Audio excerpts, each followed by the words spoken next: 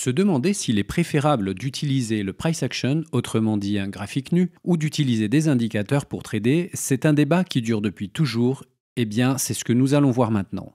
Il est assez courant d'entendre que de trader le price action, c'est mieux que de trader avec des indicateurs. Parce que les indicateurs, vous seriez en retard sur l'action du prix et que vos décisions seraient donc en décalage. Mais penchons-nous d'un peu plus près sur ces deux méthodes de trading pour voir qui a tort et qui a raison, et voyons s'ils sont si différents que cela et si le débat a vraiment lieu d'être. Le price action, tout d'abord, est constitué du prix, et rien que du prix lui-même, alors que les indicateurs se servent aussi du prix finalement, et rien que du prix en lui appliquant une formule en plus. On voit que les deux méthodes ne sont pas si différentes. Un indicateur ne fait que reprendre les données du prix pour les retranscrire sous une autre forme pour permettre aux traders de prendre des décisions. On l'a dit, dans le cas du price action, on utilise les chandeliers japonais ou les graphiques en barre pour visualiser le prix. Eh bien, les indicateurs prennent ce même prix que vous voyez à l'écran, c'est simplement qu'ils le traitent pour en donner une information supplémentaire. Parlons de cet argument que l'on entend souvent, qui est que l'indicateur serait en retard sur le prix et que finalement, il vaut mieux prendre l'information à la source et éviter les indicateurs qui seraient à la traîne. Prenons une moyenne mobile 50. Il est vrai qu'une moyenne mobile 50 périodes se servira des données passées pour les compiler et venir s'imprimer à l'écran. À chaque nouveau point qui compose la moyenne mobile, celle-ci prend les données des 50 derniers chandeliers pour la composer. Il faut simplement comprendre que pour compenser le décalage des indicateurs, il est nécessaire d'utiliser différents horizons de temps.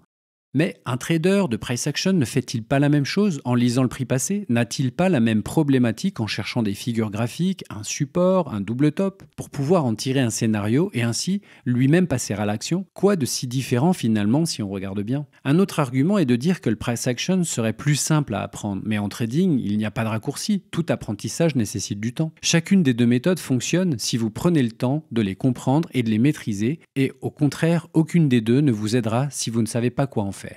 Car il ne suffit pas de savoir repérer un trend sur le graphique pour en faire un setup de qualité. Il faut savoir replacer le tout dans son contexte, comme le moment auquel vous allez rentrer sur le marché par exemple. La même chose est vraie pour un trader qui utilise les indicateurs. Ce n'est pas une moyenne mobile à elle seule qui vous aidera à établir un plan d'action clair pour trader. On dit aussi que le price action est mieux parce qu'un graphique plein d'indicateurs le rend illisible. C'est vrai en partie, surtout si vous placez 7-8 indicateurs sur le prix. Vous ne parviendrez plus à distinguer le prix et le tout sera saturé. Mais ce n'est pas comme ça que cela fonctionne. Il faut privilégier la simplicité et la clarté en choisissant un indicateur par exemple pour le momentum et un second indicateur pour jauger le trend par exemple la direction.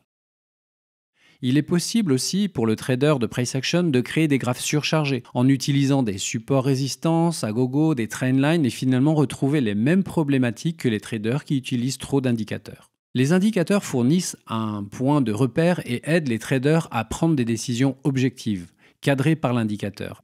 Ainsi, l'indicateur laisse peu de place à la subjectivité. D'un autre côté, les traders débutants de price action vont regarder des graphiques nus et sans repère.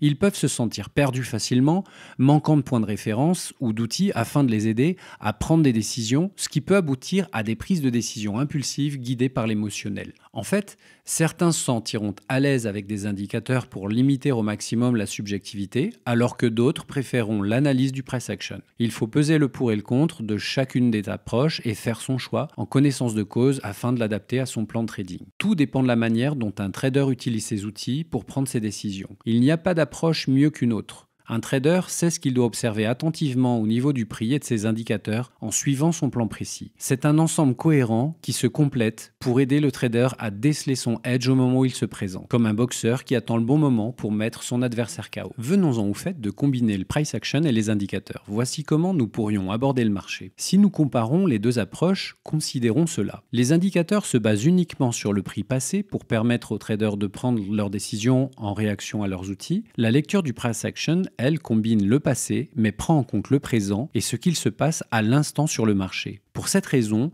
nous pouvons en premier analyser le price action pour déterminer ce que fait le prix en se posant ces questions concrètes. Où est le prix en ce moment? Sur le 4 heures par exemple. Que fait-il? Est-il en trend, en range? Comment puis-je prendre position selon mon plan? À ce moment-là, l'indicateur permet de voir des signaux clairs d'entrée qui ne laissent pas place à l'hésitation en offrant un point précis sur le graphique. La prise de décision dans le feu de l'action peut devenir difficile sans point de référence. Finalement, c'est à la préférence de chaque trader. Certains préféreront du pure price action et d'autres feront un mix des deux méthodes ou n'utiliseront que les indicateurs. Apprendre de ces deux méthodes à s'en servir de manière avisée est la meilleure solution pour déterminer laquelle vous aidera le plus dans votre aventure du trading.